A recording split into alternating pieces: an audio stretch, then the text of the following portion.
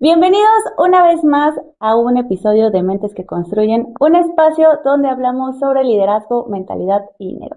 Yo soy Karen Rodríguez y el día de hoy me acompaña un gran caballero que es Carlos Chapman, que es director de People de Prudential México, pero también ha trabajado en grandes empresas como es IBM y MetLife. Ha dedicado toda su trayectoria de más de 30 años a transformar el talento. Ahorita vamos a platicar de cómo ha sido toda esa evolución durante el liderazgo y cómo la implementación de la IA está creando nuevos espacios. Así que, mi querido Carlos, ¿cómo te encuentras el día de hoy? Un gusto tenerte aquí conmigo. Muy bien, muchas gracias por la invitación, la verdad un placer y bueno, vamos a darle, Vamos vamos a a darle. charlar un rato. Hoy vamos a charlar un ratito y me gustaría comenzar por tu trayectoria. ¿Cómo es que llegas a Prudential? ¿Cómo han sido estos 30 años? ¿Cómo ha evolucionado tu manera de liderar desde que iniciaste ahora? ¿Cuáles han sido tus momentos más clave? Buenísimo. Mira, cómo llego muy rápido, empiezo en los 90 en el mundo de la consultoría, hacia los 2000, estando trabajando en PwC, me ofrecen pasar a gerenciar el área de recursos humanos de la división de consultoría. Okay. Y luego me toca un proceso bastante interesante que fue cuando PwC tuvo que vender su división de consultoría a IBM. Así es como paso a IBM, me tocó llevar adelante la transición de los colaboradores en toda Latinoamérica. Y estando en IBM vuelvo al negocio, trabajar en soluciones de BPO, de recursos humanos que IBM ofrecía en esa época. Y en el medio tengo una propuesta que es mi primer contacto con México, que es irme a trabajar a Neoris, que es una firma de consultoría que en su momento era propiedad de Cemex, por lo cual termino en algún momento viniendo para aquí, para México. Luego vuelvo a la Argentina cuando me ofrecen trabajo en MetLife como director de recursos humanos para Argentina y Uruguay y termino regresando nuevamente a México a través de MetLife en 2017 para a partir de 2025 llegar a trabajar con Prudential.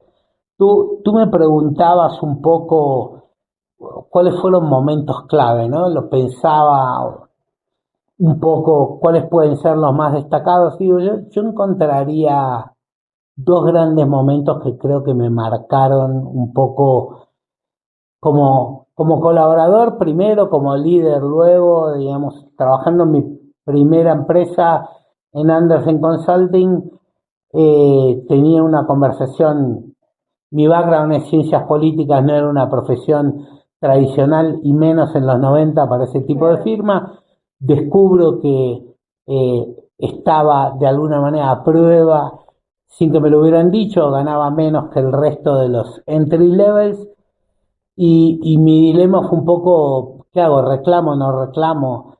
Y hablando con quien fue mi primera mentora, Silvia López Fernández, era mi senior, con quien trabajaba en los primeros proyectos, me dijo una cosa que no me voy a olvidar nunca, ¿no? Que es, las corporaciones nunca te van a dar nada que tú no les pidas, digamos, ¿no? Claro, por supuesto.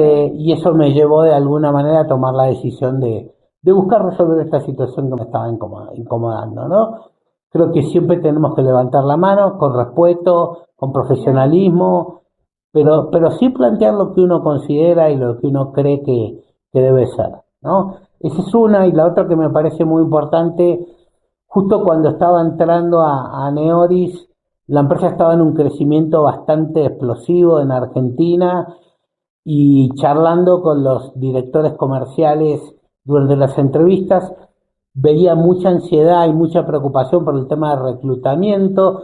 Cuando tengo la entrevista con Martín Méndez, que es el CEO, creo que todavía hoy es el CEO de Neoris, eh, yo le digo, Martín, no, yo no soy un especialista en reclutamiento, o sea, no quiero que compres algo distinto de lo que yo puedo dar.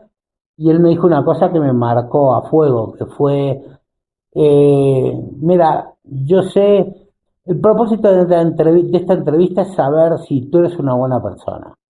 Todo lo demás se puede aprender. Totalmente de acuerdo. Así es. Y durante toda tu carrera, ¿cuáles han sido como esas decisiones difíciles o qué aprendizaje te ha dejado el haber evolucionado tu nivel de liderazgo? Porque evidentemente no es lo mismo que cuando entraste. Ahora, 30 años después, ¿cómo ha sido esa evolución y cuáles han sido las decisiones más difíciles que has tenido que tomar? Mira, te diría, recuerdo especialmente dos. Uno, como te comenté, tomé la función de recursos humanos en PwC Consultoría en el año 2001, 2002, si mal no recuerdo, momento de enorme crisis en Argentina, hubo que hacer una reestructuración gigantesca y hubo que tomar decisiones difíciles. La primera te diría cómo conducir esa reestructuración desde el punto de vista legal. En ese momento los despidos estaban prohibidos en Argentina, había que hacer un procedimiento de crisis y demás, y con el apoyo de los socios tomamos la decisión de hacerlo de la manera tradicional, aunque esto significara correr un riesgo desde el punto de vista legal, y compensamos ese riesgo con un trato profundamente humano para todas las personas que tenían que atravesar esa situación, porque era una situación de crisis que no estaba en las manos de la compañía manejar. Y la otra, Karen, que recuerdo especialmente fue la gestión de la pandemia aquí en México, estando en MedLife.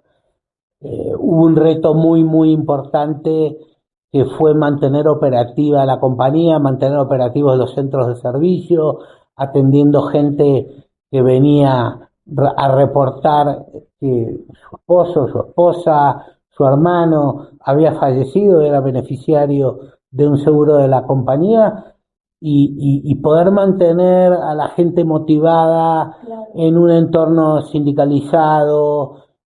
Fue todo un reto y creo que de nuevo, creo que el secreto fue estar muy cerca de las personas, estar nosotros como líderes también acompañando a la gente en el terreno, eh, y estar muy pendientes de cómo como compañía podíamos ayudar y acompañar a nuestros colaboradores, pero también a la comunidad Claro. en ese proceso tan doloroso que todos tuvimos que atravesar, ¿no? Viendo el panorama actual, ¿cuáles serían los principales riesgos que les preocupan a las empresas en el área de recursos humanos, o sea, y la gestión de personas? Veo dos. Eh, Uno es, creo que como recursos humanos tenemos una responsabilidad que no podemos esquivar, que es ser proactivos para tomar el liderazgo en cuanto a la adopción de inteligencia artificial en las compañías. Creo que es clave el rol que tenemos como recursos humanos, porque en definitiva, digo, la IA es una tecnología, al final de cuentas, como cualquier otra, somos las personas las que las vamos a usar bien, mal o regular. Eh, y particularmente te diría, hay un tema vinculado con la curación de los contenidos o de los outputs de la inteligencia artificial, que para mí hoy es un reto importantísimo, ¿no? La IA tiene sesgos, la IA comete errores, la IA no tiene sentimientos, no se equivoca, no sufre cuando se equivoca con una decisión. Y yo creo que en eso el rol de las personas es absolutamente clave, y sobre todo de las personas senior, ¿no? Por eso el área de recursos humanos no puede correrse y ver los procesos de adopción de IA como un proceso puramente tecnológico, sino que son procesos muy humanos, ¿no?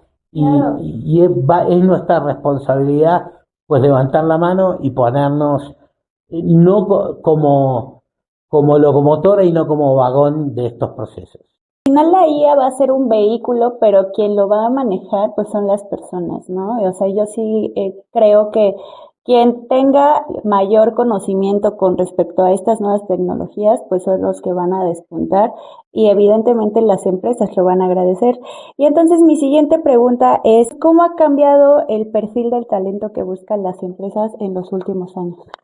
Mira, me gustaría hacer mención a un artículo que voy a estar publicando en mi newsletter que sale mañana, se llama Crecimiento con Talento, sale en LinkedIn, eh, y que me pareció muy interesante. Yo creo que hoy la competencia clave es el criterio, es el sentido común, ¿no? Y un poco lo que estoy contando en el artículo es que ¿quién te imaginas que sean las empresas que hoy más contratan filósofos? Filósofos. Ujú. Pues yo creo que la mayoría, pero al final tienen este pensamiento crítico. O sea, yo siempre he dicho que pensar no cuesta y con las tecnologías y todo lo que tenemos a la mano, creo que nos hemos vuelto un poco perezosos a la hora de pensar porque ya todo se lo preguntamos a la IA. Mira, Entonces creo que, uy, oye, qué interesante, claro. leí un artículo el domingo pasado en La Nación de Buenos Aires, donde dice que Anthropic, GPT, todas las empresas de tecnología, Perplexity, son las que más se están contratando filósofos hoy, fundamentalmente para diseñar los códigos de ética para sus empresas y sus plataformas. Me pareció súper interesante y el artículo abundaba en un concepto que, que desarrolló Aristóteles, que se llama frónesis, que básicamente es la capacidad de tomar una decisión cuando se confrontan dos valores, Okay. ¿sí? Eh, y creo que justamente de lo que hablábamos, el criterio que el humano puede aportar, es absolutamente clave en cuanto al desarrollo de esos juicios, Claro. de alguna manera éticos, que tienen que ver con si hay una contraposición entre la eficiencia y la humanidad, bueno, cuál es el equilibrio que habría que encontrar. Y me parece que todos los que hoy tenemos un talento senior, digamos, o somos talento senior por edad y por trayectoria, creo que vamos a desempeñar un rol muy importante para ayudar a desarrollar esa capacidad de frónesis, ese juicio crítico en las empresas y sobre todo acompañando, Karen, a las generaciones más jóvenes, porque mucho de ese criterio lo desarrollamos nosotros haciendo trabajos de base que hoy muy probablemente vayan a estar automatizados por IA. Entonces, los chicos que se van incorporando al mercado laboral, ¿cómo van a aprender ese juicio crítico? Que lo aprendimos quienes somos más grandes, pues dándonos la cabeza contra las paredes, ¿no? Equivocándonos, errando y demás. Creo que tenemos un rol muy importante de aportar ese juicio crítico para poder curar los contenidos de ella y acompañar a las nuevas generaciones a que, ya no teniendo la oportunidad de aprender haciendo esas tareas básicas, pues aprender con nuestro acompañamiento y ayudando a hacer como una gestión de conocimiento y que esos juicios de criterio queden de alguna manera documentados como una base de gestión de conocimiento. Creo que estás tocando un punto clave porque las nuevas generaciones, al tener tanta exposición de información y tener todo a la mano, creo que esta parte del criterio y del pensamiento se está perdiendo un poco y además que el nivel de atención es súper efímero y que todo lo quieren con tanta, o sea, con tanta inmediatez. Y cambiando un poquito de tema y la ola, se dice que la gestión de riesgos se ve como para las grandes empresas. ¿Tú qué opinas de las pymes o qué riesgos empresariales consideras que están subestimando las pymes? Mira, yo te diría, fundamentalmente veo uno, ¿no? Que es el tema de la profesionalización del área de recursos humanos. O sea, normalmente recursos humanos es visto como un centro de costo, ¿no? Como un gasto en las pymes. Y yo creo que muchas pymes se están perdiendo la posibilidad de ver a su equipo, a su talento, como la única ventaja competitiva que es difícilmente replicable. ¿Me explico? O sea, hoy un sistema, un proceso, una tecnología, creo que muy fácilmente se lo pueden copiar. Pero tener un equipo desarrollado, comprometido, motivado, claramente no lo es. Entonces, creo que hay muchas pymes, no digo todas, pero muchas están perdiendo una oportunidad súper interesante de convertir al talento de su equipo como en la única ventaja competitiva que no les van a poder replicar. Es cierto, porque al final tu equipo es el que te va a acompañar durante todo este proceso de crecimiento de tu empresa y también si no cuidas a tu talento, pues evidentemente las cosas no van a resultar como tú esperas porque pues si todo converge o todo quieres que sea a través de la tecnología, pues al final quien la va a operar es un humano. Muchos emprendedores y dueños de negocio invierten años, o sea, en la empresa, pero pues solamente un evento pues puede traer todo abajo. ¿Cómo cambia la trayectoria de una empresa cuando el líder entiende que blindar el patrimonio es tan importante como facturar? Mira, es súper importante y te lo voy a ilustrar con un ejemplo personal, ¿no? Mi papá fue un gran emprendedor, digamos, un tipo con una mentalidad comerciante muy, muy fuerte y desarrolló un negocio en el mundo de la carne, ¿sí? En Argentina, que en un momento fue muy, muy grande y empezó a ser proveedor, por ejemplo, de plantas industriales, era proveedor del comedor de Ford en Argentina y demás, y todo lo que ganó lo reinvertía en el negocio. Nunca blindó su patrimonio, como tú dijiste, nunca hizo una previsión, una reserva. Y por supuesto que todas estas cosas cambian, ¿no? En algún momento cambiaron los nutriólogos que manejaban el comedor de Ford, trajeron a sus proveedores conocidos, amigos, como suele pasar, y mi padre se le cayó el negocio como un castillo de naipes de un día para el otro, sin tener ningún tipo de respaldo, ningún tipo de blindaje respecto de su patrimonio, y perdimos todo, ¿sí? Por lo cual, nada, creo que lo que tú me preguntas lo puedo responder a través de este ejemplo que tuvo que ver con una historia personal, ¿no? Qué maravilloso ejemplo porque eso ilustra lo que muchísimas pymes están, o sea, en riesgo durante, o sea, pero en todo Latinoamérica, porque la verdad es que no tenemos esta cultura de la prevención y entonces estos casos suceden y porque uno siempre piensa el de, ay, es que a mí no me va a pasar. Tal cual. ¿Sabes? O sea, pero ya cuando te pasa, dices, Ya tarde. exactamente, son decisiones que sí te marcan. ¿Y cuáles podrías decir que son los errores más comunes que ves en este proceso? Mira, y me gustaba acá también, digamos, usar un ejemplo con una solución que ofrece Prudential Seguros México, que es, por ejemplo, en el caso de las pymes, un producto que se llama hombre clave, ¿no? O sea, hoy las herramientas financieras que ofrece Prudential, que ofrecen otras aseguradoras, pueden dar la posibilidad a un dueño de pyme a protegerse a sí mismo, a proteger empleados clave dentro de la compañía, que aseguren la continuidad de la compañía en el mediano largo plazo, independientemente de cada uno de nosotros como personas, ¿no?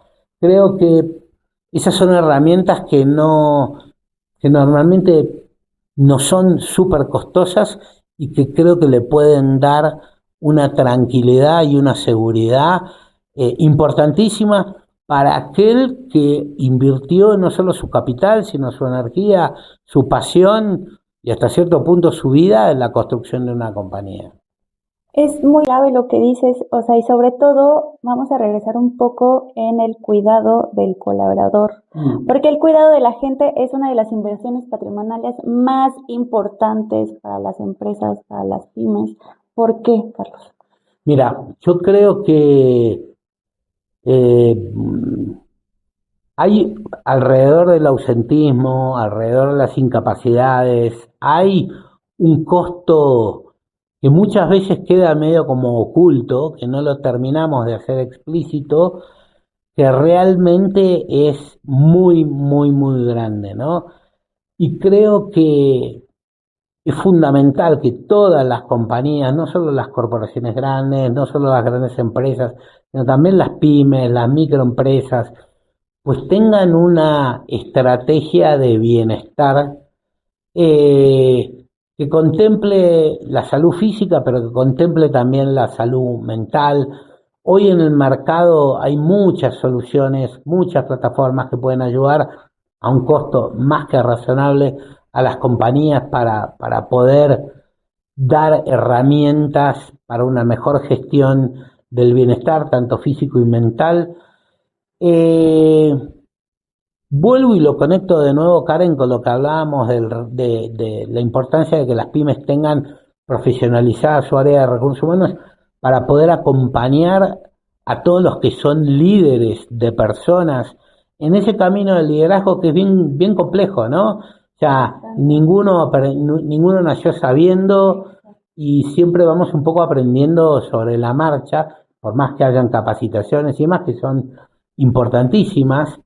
Yo siempre digo que hay un refrán que dice las personas se contratan en una compañía por el sueldo y se van por los jefes, ¿no? Este, y creo que el trabajar con los líderes es fundamental.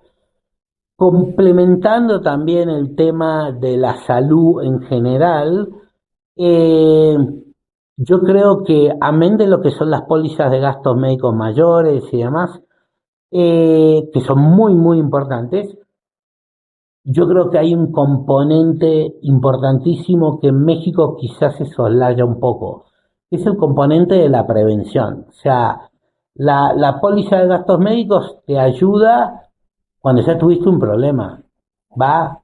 Eh, Mi pregunta es qué hacer para no llegar a ese problema, ¿no? Y en ese sentido también es interesante, me gustaría comentarle también de un producto que está ofreciendo ahora Prudential aquí en México que se llama Contigo 50 más, que tiene un foco en las personas de 50 y más, pero no es limitativo y da muchas coberturas que pueden ayudar en la prevención, ¿sí? En todo lo que son controles, en lo que son consultas a médicos básicos, medicina general y demás, exámenes clínicos y demás, que ayuden a las personas a poder cuidar la salud antes de que un problema se genere.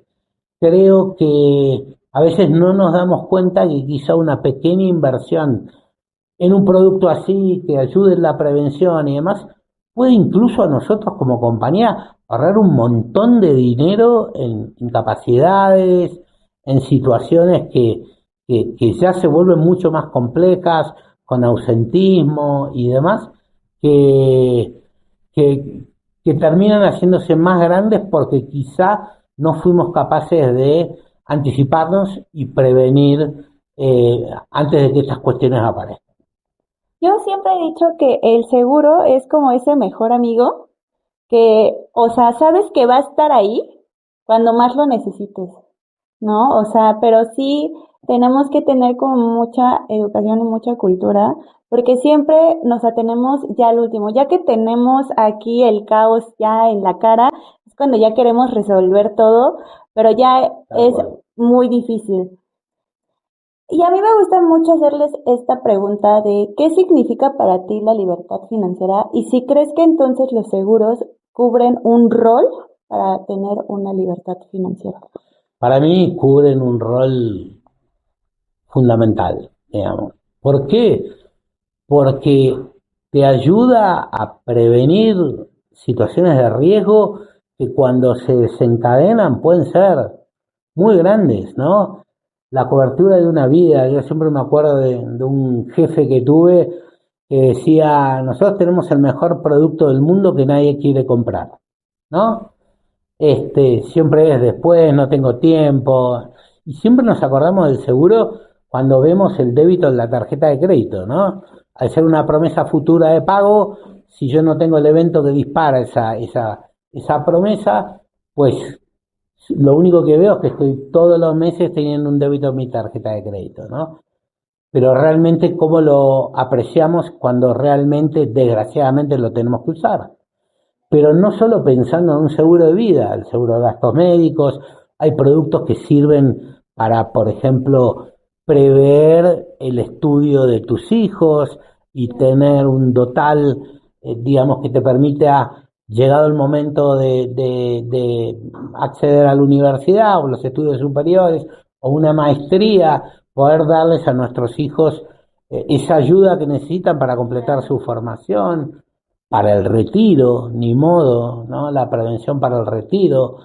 Creo que claramente son herramientas clave para darnos libertad financiera, porque imagínate una persona que, qué sé yo, no sé, tiene que afrontar una desgracia, un fallecimiento, etcétera, etcétera, y no tiene, si el día de mañana tiene que enfrentarse a esos gastos, en un momento donde quizá lo que quisiera es estar haciendo otra cosa o tomando otro tipo de decisiones, ¿cómo no van a servir esos seguros para la libertad financiera, ¿no? Esa persona va a poder seguir tomando las decisiones que quiere tomar porque sabe que tiene un respaldo patrimonial que construyó a través de un seguro para poder prever una contingencia de ese tipo.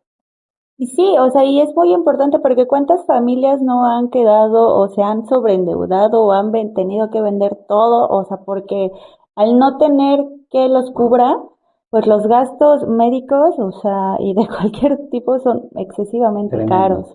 Entonces, si tienes a este buen amigo, o sea, que yo siempre así es como yo veo a los seguros, tienes esta posibilidad de que no sea tan fuerte el golpe.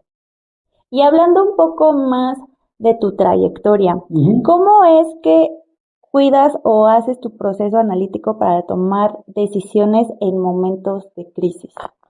Mira, a mí me encanta primero analizar la información, analizar los datos que tengo disponibles. Me gusta, confío mucho en los equipos con que trabaja. Una vez que tengo esos datos, me gusta compartirlos con el equipo. Me gusta discutir perspectivas porque siempre cuatro ojos ven más que dos, como dice el refrán. Y trabajar con el equipo del desarrollo de alternativas para esa decisión, ¿no? O sea, en mi experiencia nunca existe la decisión perfecta, ¿no? Siempre toda decisión tiene sus riesgos, tiene sus beneficios y el informarme con datos, discutir con el equipo y demás, desarrollar alternativas con el equipo, te da la posibilidad, Karen, de tener un abanico de alternativas con sus pros y sus contras para finalmente tomar la decisión final, ¿no? Y esa decisión final creo que tiene que ver, y esto es una experiencia absolutamente personal, eh, también escucho mucho a mi intuición, ¿no? Al no haber una decisión perfecta, que no la hay, todas tienen pros y contras, pues después de ver datos, hablar con el equipo, desarrollar alternativas, evaluarlas, al final me siento yo solo y de las que preseleccioné digo, bueno, me voy por esta, ¿no? Es un poquito el proceso que trato de llevar adelante de toma de decisiones. Y al estar tomando decisiones todo el tiempo, ¿cómo es que cuidas tu mentalidad? Porque sabemos que tienes momentos de muchísimo estrés y es importante, como mencionabas, la salud mental. Entonces, ¿cuál es tu proceso o cómo cuidas tú tu mentalidad? Mira, primero, en los últimos años como que he aprendido mucho respecto de eso, he trabajado bastante en tratar de cuidar un poco más mi salud, bajar de peso, todavía me falta bastante, pero lo he empezado a hacer ejercicio, creo mucho eso de mens sana in corpore sano, ¿no? Este, pero después en estos últimos años he incorporado algunas rutinas que tienen que ver con tratar de dormir bien lo que uno necesita. Cuando era joven, pues dormía muy poco, vivía muy acelerado, viajaba mucho. Y en los últimos años he incorporado algunas rutinas que me han ayudado mucho, que tienen que ver con la meditación, con el hecho de poder estar presente en cuerpo y mente en el momento en el cual uno está, ¿no? A veces uno con el cuerpo está acá, pero la cabeza está en otro lado, y es muy difícil abstraerse de eso, y estas prácticas de meditación me han ayudado bastante.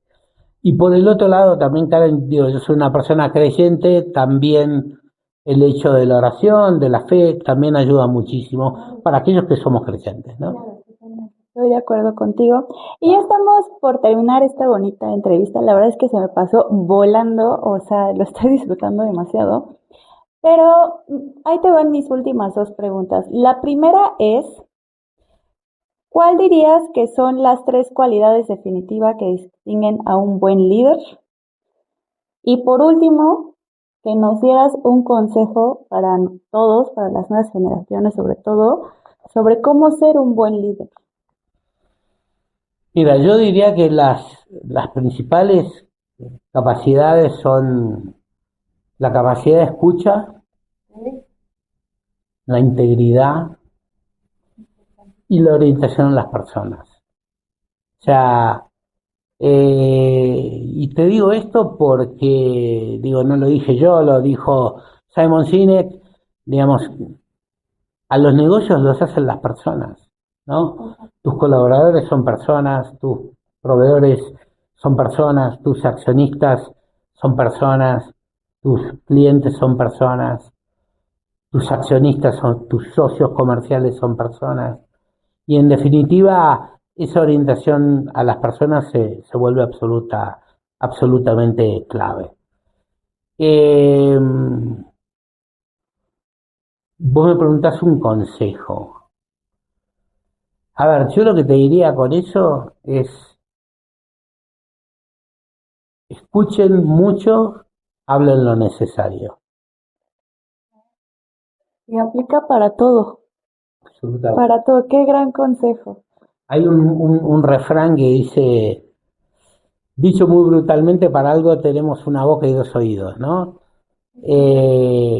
Y había una frase que la escuché en algún momento, no sé ni quién sea, ¿no?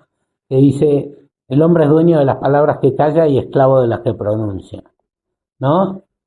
Y creo que es fundamental. Creo que en esta materia del liderazgo, el hecho, Karen, de escuchar mucho más de lo que uno habla es fundamental, porque uno se enriquece con las perspectivas de todos.